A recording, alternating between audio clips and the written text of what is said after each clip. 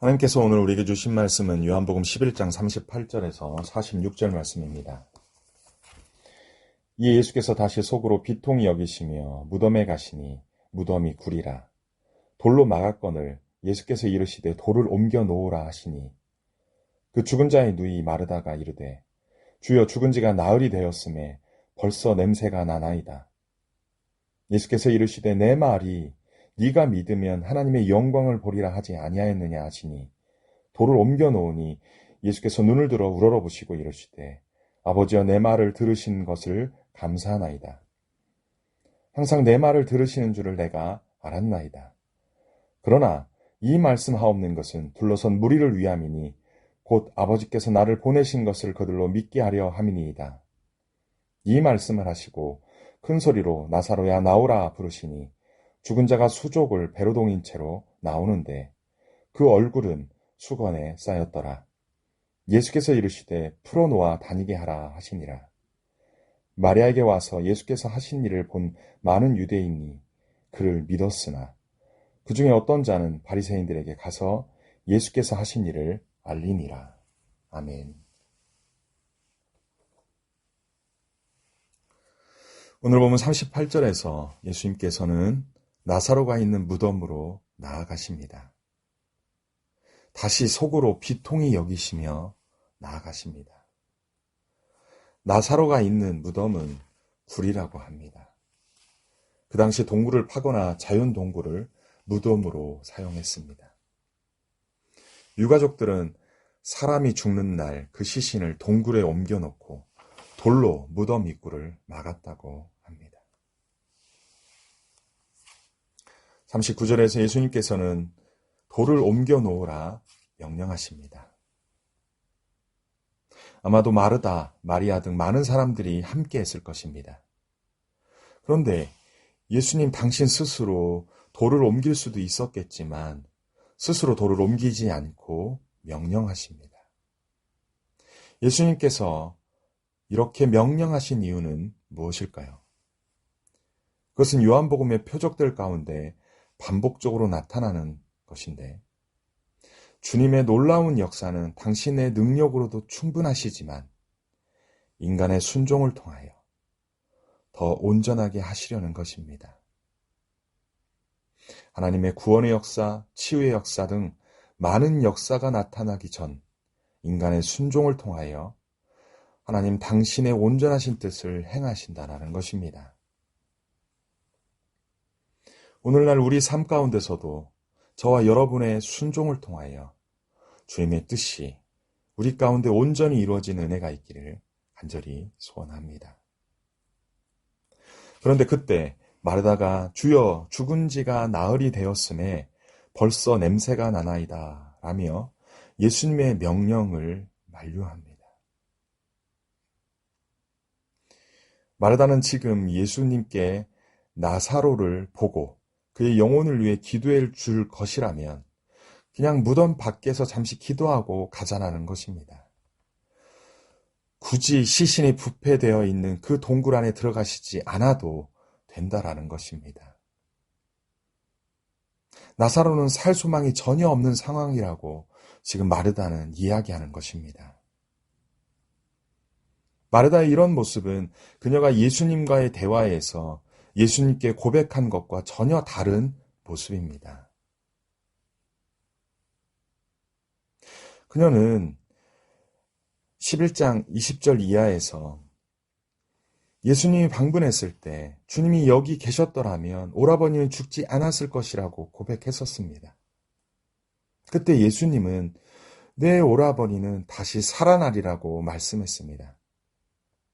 그런데 마르다는 예수님의 다시 살아나리라는 이 말씀을 마지막 날 부활할 것으로 이해하고 그것을 말합니다.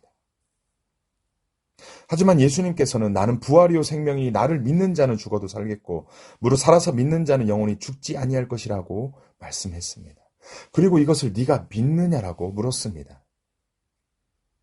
이러한 대화를 살펴볼 때 부활의 주님께서는 이미 나사로가 죽었지만 예수님을 믿는 신자에게 다시 나사로를 살리겠다고 선포하신 것입니다. 그리고 마르다에게 나는 부활이요 생명의 주관자로서 나사로를 다시 살릴 수 있다. 네가 이것을 믿느냐라고 물은 것입니다. 그런데 그때는 마르다가 믿음의 고백을 했습니다. 주여 그러하외다. 다시 말해서 내가 믿나이다라고 고백했습니다. 그리고 마르다는 주는 그리스도시요 세상에 오시는 하나님의 아들이신 줄 내가 믿나이다라고 믿음을 고백했었습니다.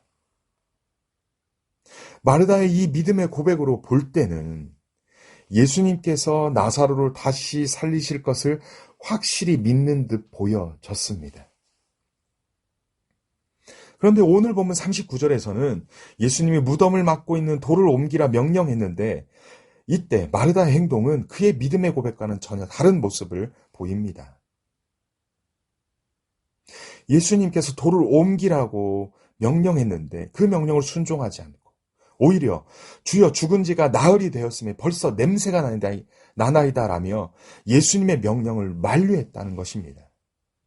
과연 마르다가 예수님을 믿고 그 말씀을 믿는다고 한 그 믿음의 정체는 무엇입니까? 도대체 그 믿음의 정체가 무엇이기에 자신이 믿는다고 했던 고백에 반하여서 행동한 것입니까? 성도 여러분, 입술의 고백이 신앙을 증명하지 못할 수 있습니다. 고백만 하고 순종이 없다면 그 믿음은 가짜이거나 아직 그 믿음이 온전하지 못하여 아직 믿음이라고 정의 내리기가 부족한 상태일 것입니다. 진짜 믿음은 온전한 믿음의 삶으로 나타나는 것입니다. 진짜 믿음은 삶을 보아야 알 수 있는 것입니다. 오늘날 우리의 믿음의 위치, 믿음의 수준, 믿음의 정도를 점검해야 할 것입니다. 오늘 말씀에 근거한다면 성경적 지식이 많다 하여 교회를 오래 다니고 그 연수가 오래되었다 해서 꼭 믿음이 좋은 것은 아닙니다. 우리의 믿음의 수준과 정도는 우리가 순종하는 그만큼이 내 믿음의 수준임을 기억해야 합니다. 순종하는 만큼만 내 신앙임을 깨닫고 매일매일 주님의 말씀에 순종으로 나아가는 우리가 되어야 할 것입니다. 사실 순교보다 더 힘든 것은 매일매일의 순종입니다.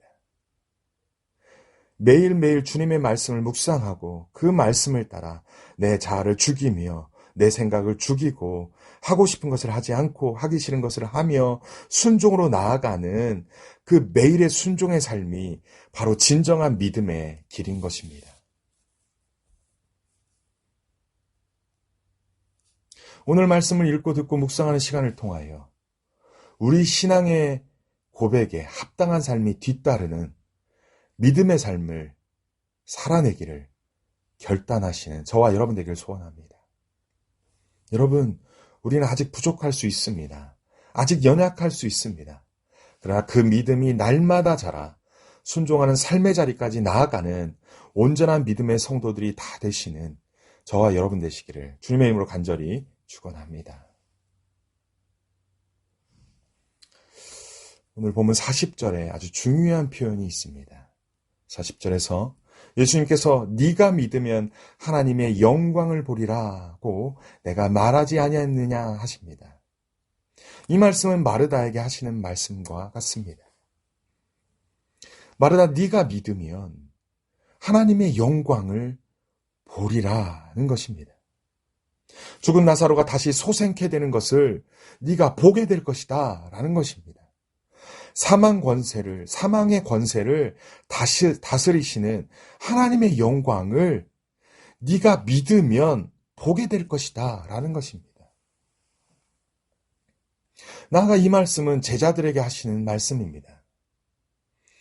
내가 말하지 아니하였느냐라는 것은 이미 말씀하셨다는 것입니다. 예수님께서 과연 어디서 이미 말씀하신 내용입니까? 요한복음 11장 4절에서 이 병은 죽을 병이 아니라 하나님의 영광을 위함이요 하나님의 아들이 이로 말미암아 영광을 받게 하려 함이라고 이미 말씀하셨습니다. 제자들이 이미 이 이야기를 들었다는 것입니다. 그 시점에 마르다와 마리아는 그 자리에 없었습니다. 제자들 또한 이 말씀을 믿으면 하나님의 영광인 사망의 권세를 다스리시는 하나님의 영광을 볼 것이다 라는 것입니다. 제자들 또한 하나님을 믿으면, 하나님의 말씀을 믿으면, 그 약속의 말씀을 믿으면 하나님의 영광을 보리라고 하셨던 것입니다. 그런데요, 이 말씀은 오늘날 우리에게도 하시는 말씀인 줄 믿습니다.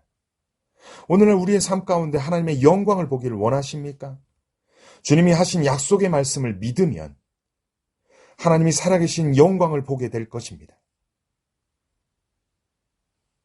어제 말씀드린 것처럼 하나님의 때를 따라, 하나님의 뜻을 따라 주님을 신뢰하며 그 말씀을 신뢰하며 나아가기만 한다면 될 것입니다. 우리 모두 주님의 명령에 순종하는 자들이 됩시다. 주님의 약속의 말씀을 믿음으로 나아갑시다. 그리하여 주님의 영광을 우리의 삶의 자리에서 경험하는 그러한 은혜가 있기를 주님의 이름으로 간절히 축원합니다. 41절, 42절은 예수님께서 죽은 나사로를 살리시는 과정입니다. 41절에서 돌을 옮겨 놓으니 예수께서 눈을 들어 우러러보시고 하나님 아버지께 기도하십니다.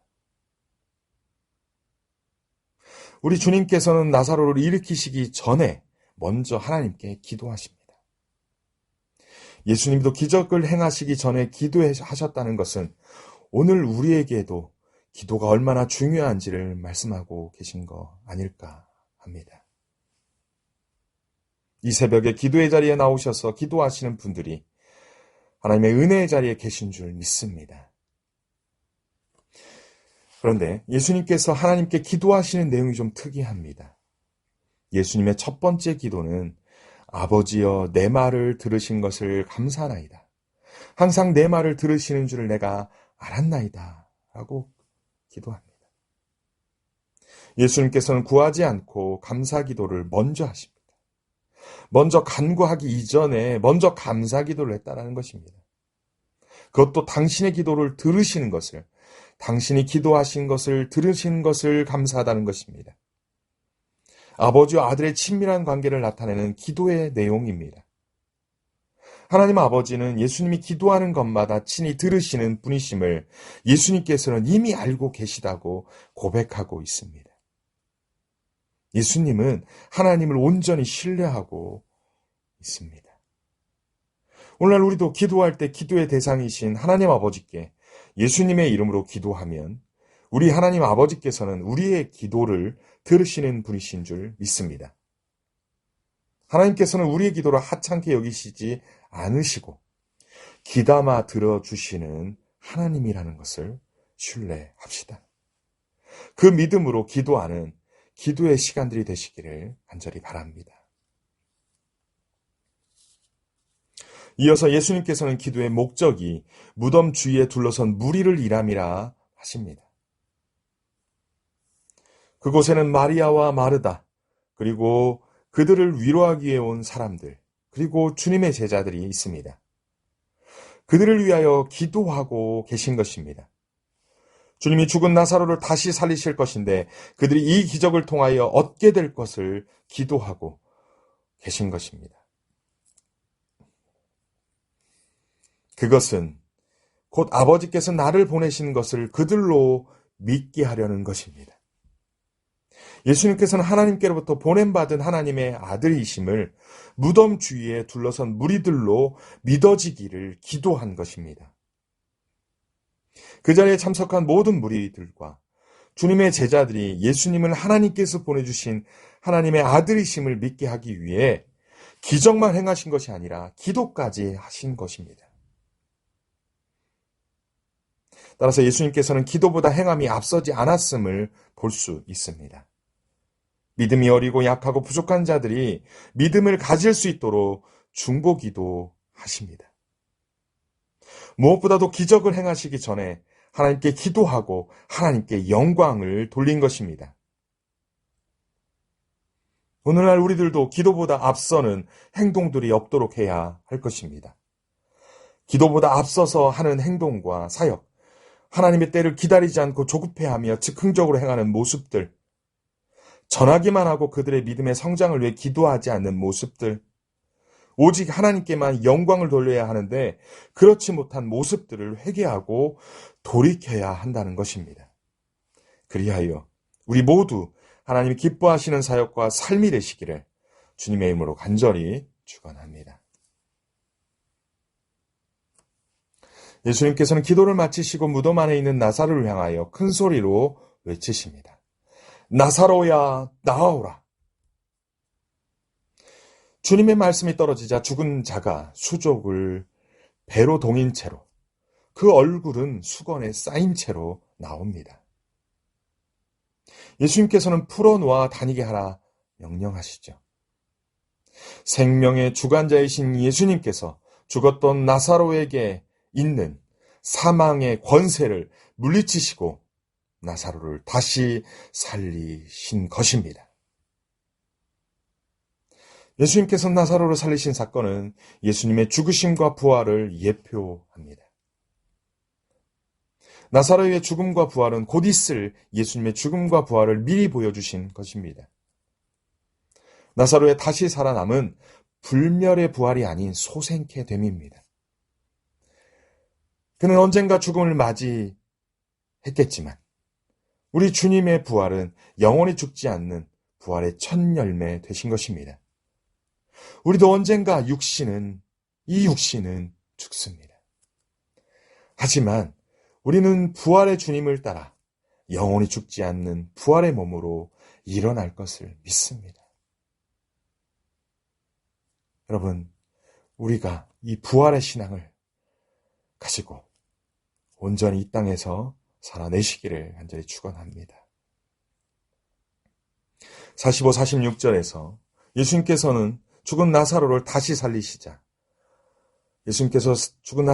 살리시자 두 가지의 반응이 나타납니다. 첫 번째는 마리아에게 와서 예수님께서 하신 일을 본 많은 유대인이 예수님을 믿습니다. 예수님께서 기도하신 대로 죽은 자가 다시 살아난 사건을 통하여 예수님은 하나님으로부터 보냄받은 하나님의 아들이심을 믿은 것입니다. 주님의 약속의 말씀처럼 믿는 그들은 영생을 얻는 데까지 나아가는 은혜를 받은 줄 믿습니다. 그런데 또 다른 반응이 있습니다.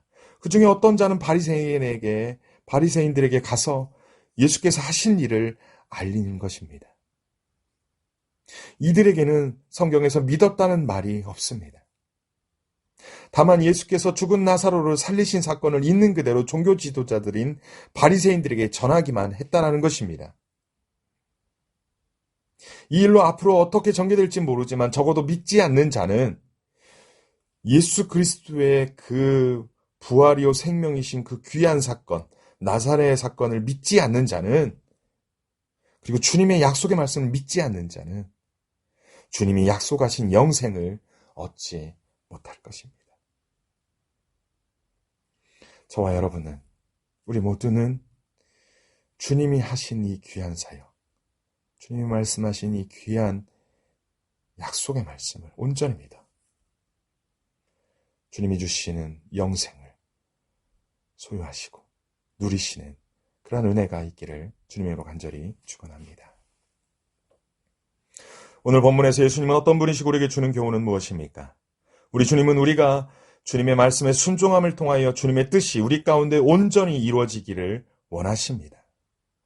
돌을 옮기려 하면 옮기는 자들이 되어 주님의 온전하신 뜻이 우리 가운데 이루어지기를 축원합니다. 두 번째는 우리 주님은 우리의 믿음의 고백에 합당한 믿음의 삶이 뒤따르기를 원하십니다. 믿음의 고백만이 그 사람의 신앙을 증명하지 않고 삶으로 나타나는 만큼이 그 사람의 신앙을 증명합니다. 성경의 지식과 신앙의 연수를 자랑하지 말고 믿음의 삶을 살아가시는 저와 우리 모두 되시기를 간절히 소원합니다. 세 번째는 우리 주님은 기도보다 앞서지 않습니다. 예수님은 감사 기도를 먼저 하십니다. 하나님이 들려주실 것을, 들어주실 것을 온전히 신뢰하며 믿음으로 기도하십니다. 공동체의 믿음의 자람을 위해 중보기도 하십니다. 주님이 보이신 본을 따라 기도의 모습을 따라 승리하시는 저와 여러분 되시기를 주님의 이름으로 간절히 축원합니다.